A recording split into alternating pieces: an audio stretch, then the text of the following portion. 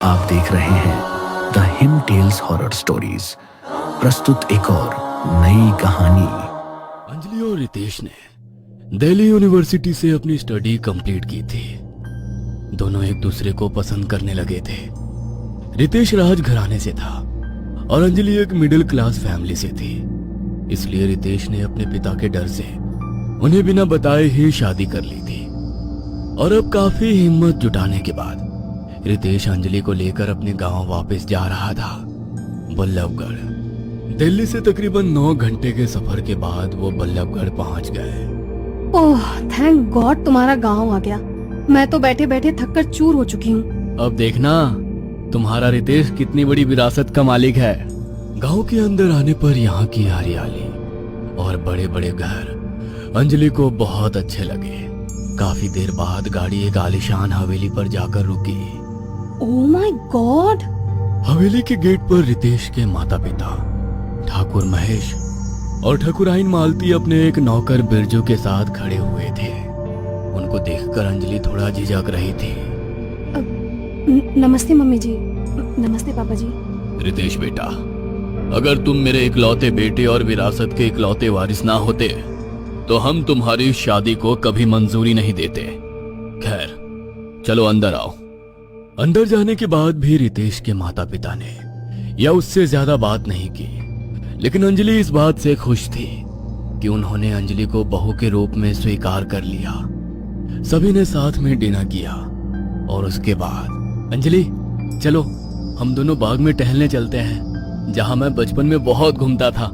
बेटा रात में तुम कहाँ बाग में जा रहे हो? मम्मी इतने सालों बाद आया हूँ, अब प्लीज मुझे मत रोकिए, चलो अंजलि। रितेश और अंजलि हवेली से निकलकर गार्डन में टहलने लगे। रितेश यहाँ का एनवायरनमेंट कितना रोमांटिक है ना। हाँ जान, बचपन में तो पीसफुल लगता था, अब तुम साथ हो तो रोमांटिक ही लग रहा है। यह सुनकर अंजलि मुस्कुरा दी और रितेश को धक्का देकर एक तरफ भाग गई। अरे अंजलि ये क्या बचपन है यार। मुझे ढूंढो रितेश। रितेश अंजलि को ढूंढने लगा और अंजलि एक पेड़ से दूसरे पेड़ के पीछे छिपकर उस पर नजर रख रही थी। वह मस्ती में आकर रितेश से काफी दूर आ चुकी थी। तभी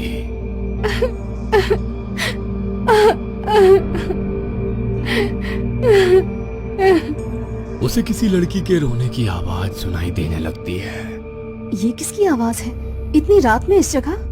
उसने इधर उधर नजरें दौड़ाकर देखा तो कुछ ही दूरी पर उसको एक लड़की नजर आई जिसने काली साड़ी पहनी थी और उसका चेहरा घूंघट से ढका हुआ था। अंजलि अब थोड़ा हिचकिचाई, लेकिन वो लड़की और जोर से रोने लगी।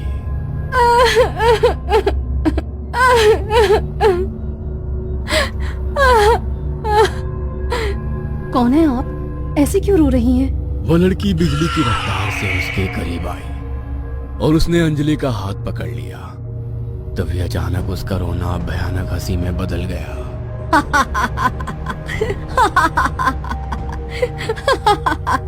ये देखकर अंजलि बहुत ज्यादा डर गई और उसके मुंह से चीख निकल गई। अंजलि ने चीखते हुए उससे अपना हाथ छुड़ाया और वापस पीछे की तरफ भागी। उसे लग रहा था कि वो लड़की अभी भी उसका पीछा कर रही है। तभी वो रितेश से टकरा गई। रितेश। अंजलि ने कसकर रितेश को गले लगा लिया। अरे क्या हुआ? रितेश वहाँ एक लड़की थी, बहुत भयानक तरह से रो रही थी। बस बस अंजलि, बहुत हुआ मजाक, चलो अब घर चलते हैं। रितेश अंजलि की बात पर ध्यान ना देते हुए उसको अपने साथ लेकर चला गया।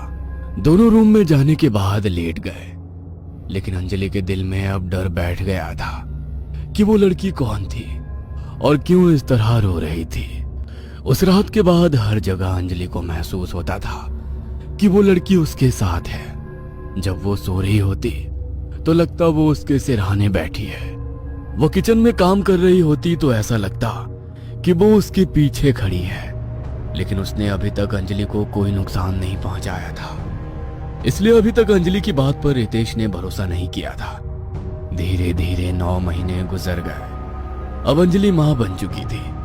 वो अपने बच्चे की देखभाल में लग गई और उसका ध्यान अब उस लड़की से थोड़ा कम हो गया। इसका नाम मैं तुम्हारे नाम से मिलता जुलता रखना चाहती हूँ।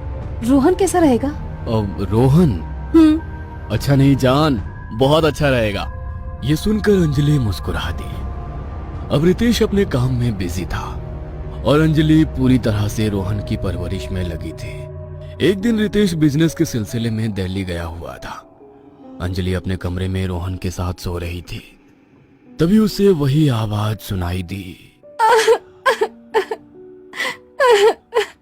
और वो चौंकते हुए नींद से जाग उठी।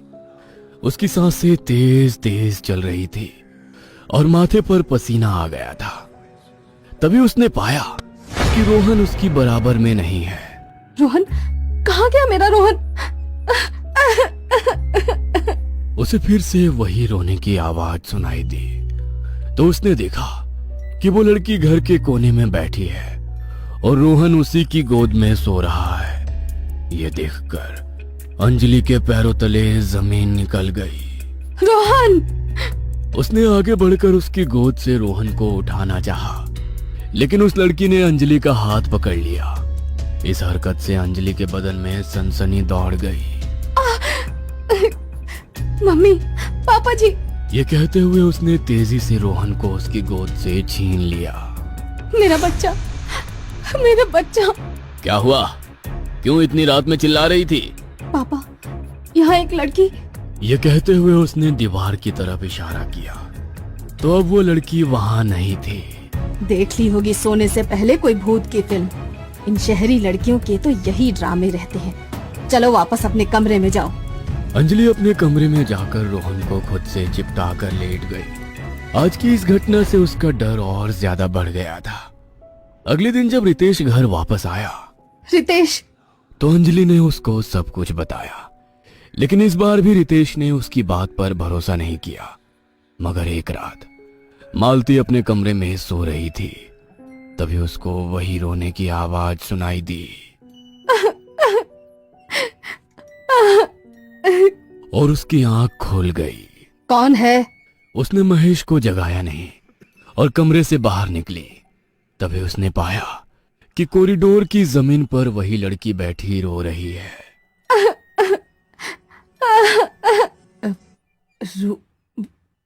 रुदाली?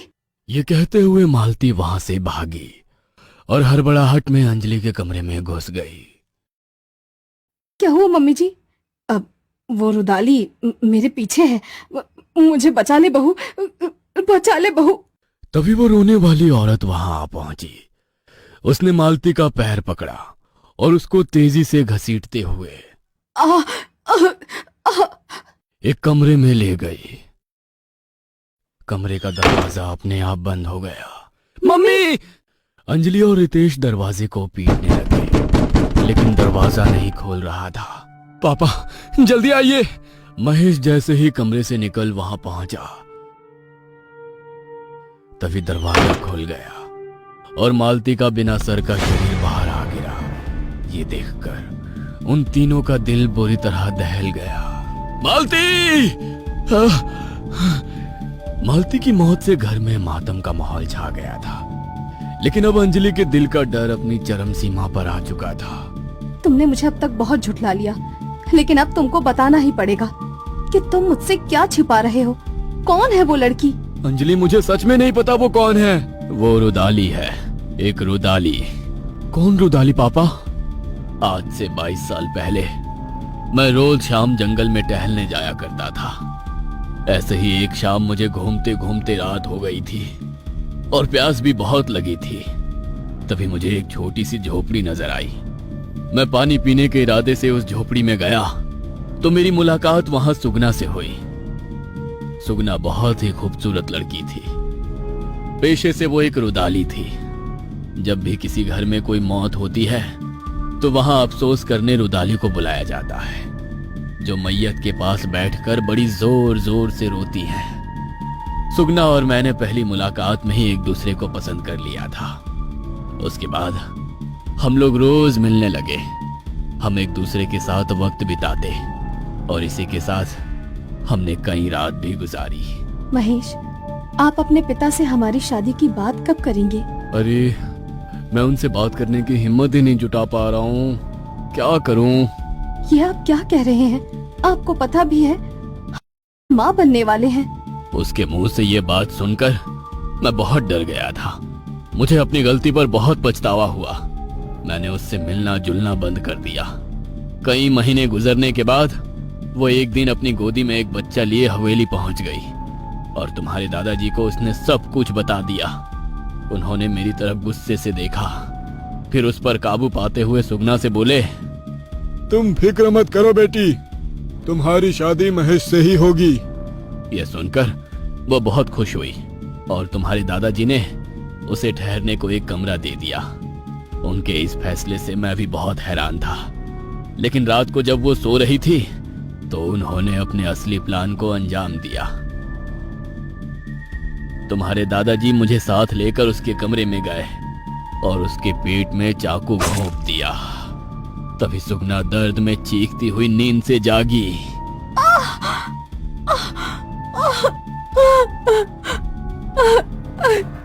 एक रुदाली मेरे घर की बहू बनेगी, उसका बच्चा हमारे खानदान का वारिस बनेगा।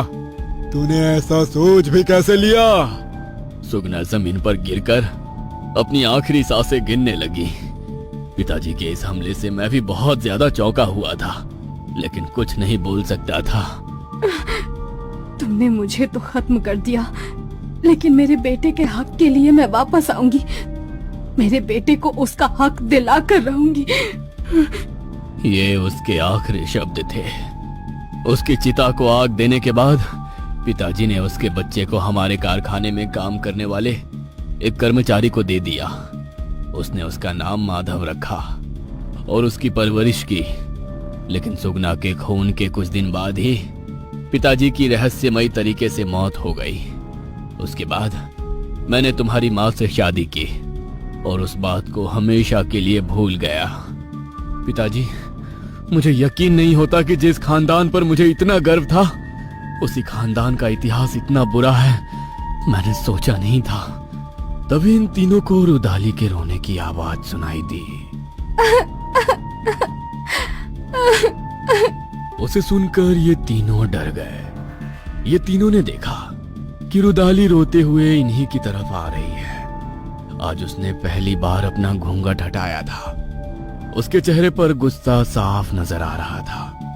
वो महेश की तरफ खून भरी निगाहों से देख रही थी। तभी महेश ने अपने हाथ जोड़ लिए और घुटनों पर आ गया। मुझे माफ कर दो, मुझे माफ कर दो सुगना, मुझसे बहुत बड़ी गलती हो गई। तुमने मेरे दिल के साथ खेला, मेरी जिंदगी बर्बाद कर दी और ऊपर से मेरे बेटे को भी उसका हक नहीं दिया। मैं तुमको जिंदा नहीं छोड़ूंगी महेश। ऐसा कहते हुए उसने झट से महेश का गला पकड़ लिया। सुगना, पापा को मारने पर तुम्हारा बदला तो पूरा हो जाएगा, लेकिन तुम्हारा बच्चा, उसको उसका हक नहीं मिलेगा। वो अभी तक एक नौकर की तरह ही जी रहा है और आगे भी जीता रहेगा।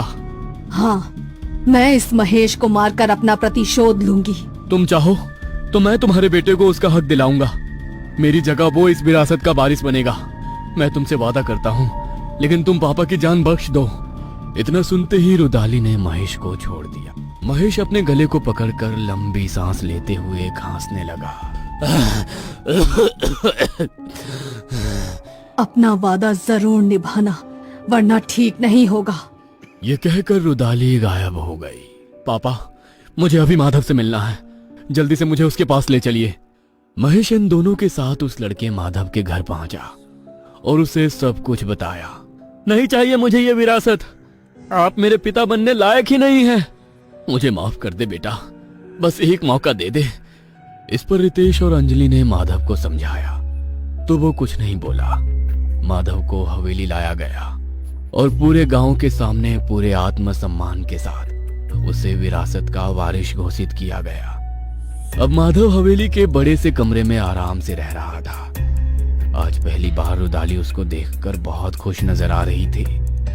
महेश भी इस समय अपने कमरे में आराम से सो रहा था। तभी कौन है?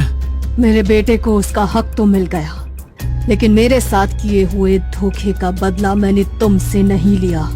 यह सुनकर महेश की आंखें खौफ से फट पड़ी। रुदाली उसके करीब आई और उसने उसकी गर्दन को 2 झटके मारकर शरीर से अलग कर दिया। उसके बाद वो उसकी लाश के पास बैठकर जोर जोर से रोने लगी।